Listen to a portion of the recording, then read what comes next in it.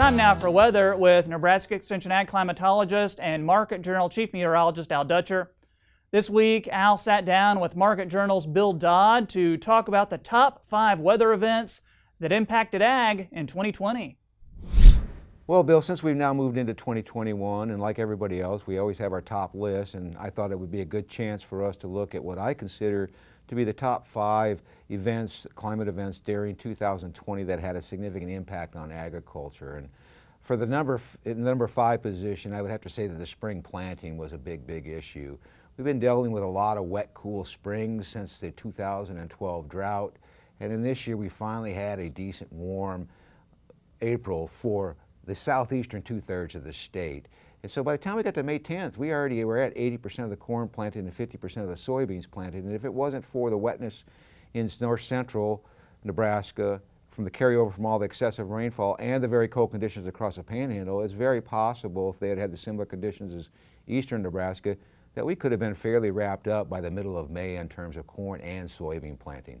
For the position number 4 in this top 5, I have to look at the fall harvest period as the big story. And if you look at what we experienced in terms of weather delays, there really wasn't much. In fact, what we're going to talk about in position 2 is the only weather delays we had during the fall. And by the time we got to the end of October, we were virtually wrapped up on our corn harvest and our soybean harvest and our sorghum harvest.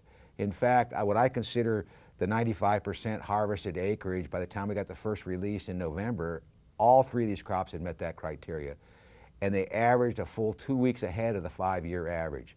Bill, everybody remembers the big derecho event in Iowa during August that caused a significant amount of damage to the corn crop. We had a similar event here in Nebraska that really didn't get as much play, but was fairly devastating to those that were impacted. The evening of July 7th through the morning of July 8th, a line of thunderstorms developed in western Nebraska and rolled rapidly toward the east across southern Nebraska, and primarily impacted most areas south of the Interstate I-80 corridor. We had wind speeds ranging anywhere from 75 to estimates at up to 100 miles per hour.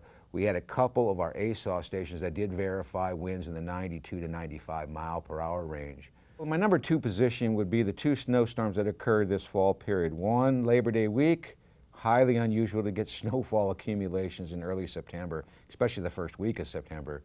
More importantly, the second snowstorm that occurred the 3rd week of October was a doozy of a snowstorm that come down the front side of the Rocky Mountains, bringing Arctic air all the way down into Texas. And the reason why this is so important, one, it was the first significant moisture event, helped put some decent moisture into the surface across the panhandle to help get up wheat that had not emerged yet, stop the wildfires in Colorado and Wyoming, but more importantly, we've seen a minus 14-degree low that was recorded at Alliance, and from everything I can tell, it looks like it was the coldest minimum low temperature ever recorded in October since records began in the early 1890s. Bill, it's not a surprise to anybody that the drought was the number 1 issue this year, and it will likely be one of the top 5 next year. We started at the beginning of May, when we were planting. We had just a semblance of some abnormally dry conditions in portions of the southwest and southern panhandle. We've seen rapid dryness expand during the summer and really invade eastern Nebraska. So now here we are sitting at the end of the year, and we have 25% of the coverage in the state in what we would call D3 or extreme drought, 25% in D2, which is severe drought, and further 46 to 47% that are in moderate drought conditions. So whether we get improving conditions going forward or conditions deteriorate, we will be talking about this drought issue next year at the same time.